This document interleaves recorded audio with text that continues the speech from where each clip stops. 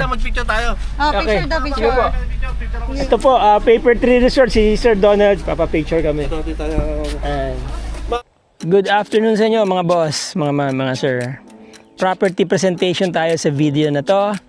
Maganda tong lugar na kinatatayuan ko ngayon. Okay itong area mga boss. Ito, may ginawa na sila ditong parang mini island, ano. Alright. Hanggang dyan po yung property sa precast. Meron kayong mountain view, mga boss, mga sir. Dike po yan. Santo Tomas River. Santo Tomas to, di ba, ma'am? Santo Tomas River. Santo Tomas River po yan. Mataas ang dike niyan. Hindi po bumabaha dito ng masyado, mga boss. Actually, hindi po talaga bumabaha daw dito. Alright?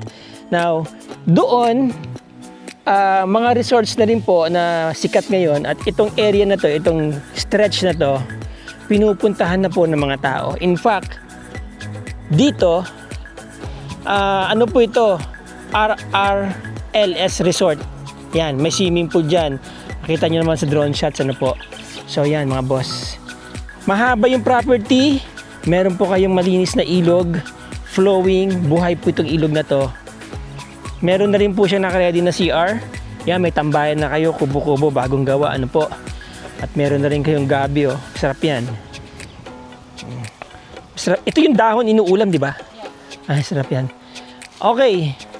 Hanggang dun po yung property. Kikita nyo po dyan sa drone shot. Yung pong may mga precast, yan po yung property. Now, dito, i-clear ko lang, no, mga boss. Ito, pucha. What are you doing, sir? Ito pong precast na to, mga boss, yan. Makikita nyo yan sa drone shots, dire-diretso yan hanggang doon. Yon, doon sa road. So meron kayong good access, wala kayong pakikiusapan na road right of way. Talagang kalsada nyo yan, papunta po dito, mga boss, yan. And then ito, meron din dumaan na small creek dito, papunta doon. Buhay na buhay po yung tubig, mga boss. Yan, no? Alright. Okay, and here,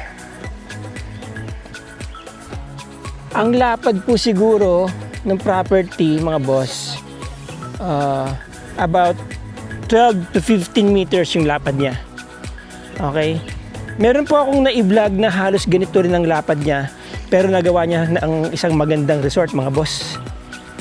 Okay, yan. Dire-diretso po yan hanggang doon sa kalsada. Okay? Buhay na buhay ang vegetation dito, mga boss. Kasi nga, may ilog, may creek, may dumadaan na tubig dito. Ayan, meron din dito sa kabila. Papunta doon. So, kung gagawin nyo man itong parang isang farm resort, or simply farm ninyo, retirement farm ninyo dito sa San Narciso, Zambales, mga boss, very ideal. Yan. May mga tanim na silang parang pine trees dito, no? Dire-diretso yan, taniman nyo ng mga fruit bearings, no?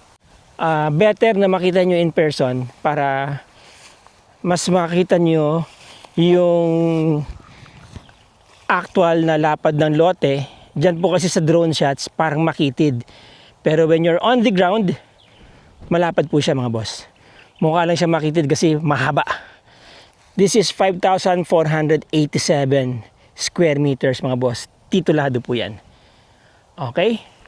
So, there you go, mga boss. No? Ang ganda dito sa lugar na to. Buti na lang, ang isa pa sa maganda, hindi siya dinaanan ng cable or ng tawag dyan? Napocor line, di ba? Hindi po siya, walang dumaan dun sa property. Clear siya, clear. And then dito, meron kayong mountain view. Ayan, no? Mountain view, ganda, mga boss, mga sir. Alright?